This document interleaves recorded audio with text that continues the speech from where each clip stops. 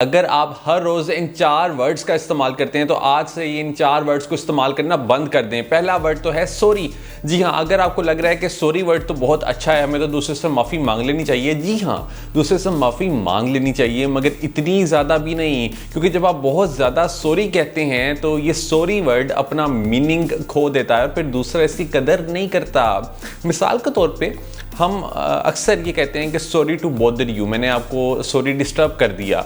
अब इससे आपको क्या लगता है कि दूसरा बहुत खुश होगा कि आपने उसको तंग कर दिया है, या दूसरा मनफी तौर पर इसको लेगा? मनफी तौर पर इसको लेगा इस वजह से क्योंकि जब आप सॉरी करेंगे कि मैंने आपको तंग कर दिया, तो एक तो आप ये तासुर दे रहे हैं कि आपने उसको तंग कर दिया, एंड सेकेंडली ये कि आपने उससे पूछा भी नहीं। यहाँ पे दूसरे के माइंड में जो इमेज बनेगी वो बनेगी बॉदर होने की, क्योंकि बॉदर वर्ड यहाँ पे क्लिकिंग वर्ड है। और दूसरे नंबर पे अगर हम इसी जुमले को रिप्लेस कर दें किसके साथ, इसके साथ के थैंक यू वेरी मच, आपने अपना कीमती वक्त दिया, तो मैं आपसे बात ही करना चाह रहा था कि अब देखें, पिछला सेंटेंस था कि सॉरी मैंने आपको डिस्टर्ब किया, अभी दूसरा था कि थैंक यू वेरी मच, आपने मुझे अपना कीमती वक्त दिया। मैं बात ही करना चाह रहा था कि अब दूसरे में आपने पॉजिटिव दूसरे के माइंड में इमेज बनाई, यानी जैसे आपने थैंक यू कहा और अपने कीमती वक्त का आपने जब शुक्रिया अदा किया, तो कीमती वक्त की जो इमेज बनती है माइंड में वो कैसी बनती है? पॉजिटिव इमेज बनती है। डेट्स वाई ये वर्ड अच्छा तासुर देगा, ये सेंटेंस अच्छा तासुर देगा।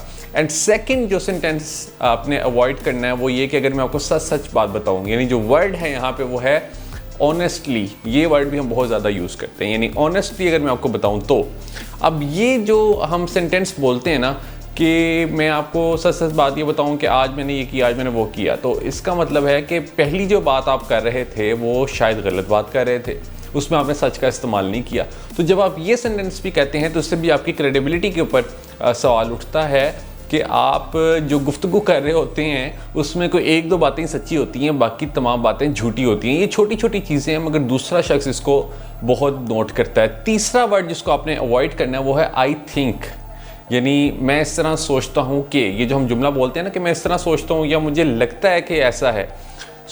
ये जब हम बहुत ज़्यादा आई थिंक कहते हैं, कुछ कुछ बातों में तो चलता है, मगर अगर हम बहुत ज़्यादा कहते हैं कि आई थिंक ऐसा है, आई थिंक वैसा है, तो लगता है कि आप किसी भी चीज़ के हवाले से श्योर नहीं हैं, आप पे किसी चीज़ के हवाले से ट्रस्ट नहीं किया जा सकता, आपकी कोई राय नहीं है, तो इससे भी दूसरे पर मनफी तासुर जाता है। बजाय इसके कि आप कहें कि आई थिंक, आप ये कहना स्टार्ट कर दें कि आई बिलीव कि ऐसा है।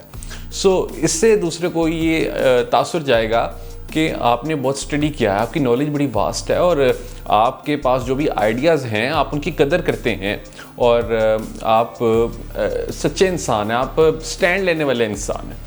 जबकि दूसरे में आई थिंक में आप कंफ्यूज नज़र आते हैं कि आप किसी भी चीज़ के हवाले से श्योर नहीं हैं। तो कोशिश ये करें कि जहाँ पर भी आप बात करें तो आई बिलीव से करें, और वो जो बात आप करें फिर वो सच्ची बात हो, यानी कोशिश कर लें कि आप कम बोलें, मगर जब भी बोलें तो अच्छी बात करें और ऐसी बात करें कि जिसके हवाले से कोई डाउट ना हो। चौथे नंबर पे ये जो अक्सर हम ज़्यादातर जब इंग्लिश बोल रहे होते हैं तो हम कुछ वर्ड्स का सहारा लेते हैं, जैसे कि you know, like, kind of. अब ये जिस तरह के हम वर्ड्स बोलते हैं इनको हम कहते हैं फिलर्स। इन वर्ड्स का इस्तेमाल करके हमें लग रहा होता है कि हम सोचने का टाइम ले रहे हैं, मगर इससे दूसरे पर तासुर अच्छा नहीं जाता, दूसरे पर इम्प्रेशन अच्छा कायम नहीं होता, और एक दो दफ़ा तो शायद चलता है, मगर अगर हम बार बार इसका इस्तेमाल करेंगे तो दूसरा हमें इमेच्योर समझेगा और वो डेलिबरेटली हमें इग्नोर करना स्टार्ट करेगा, क्योंकि वो इससे इरिटेट हो जाएगा। ये 4 वर्ड्स जिनको अगर आप अवॉइड कर लें अपनी डेली रूटीन में तो आप अपने आप को मज़ीद बेहतर बना सकते हैं और आपकी बातचीत में अच्छा असर पैदा हो सकता है।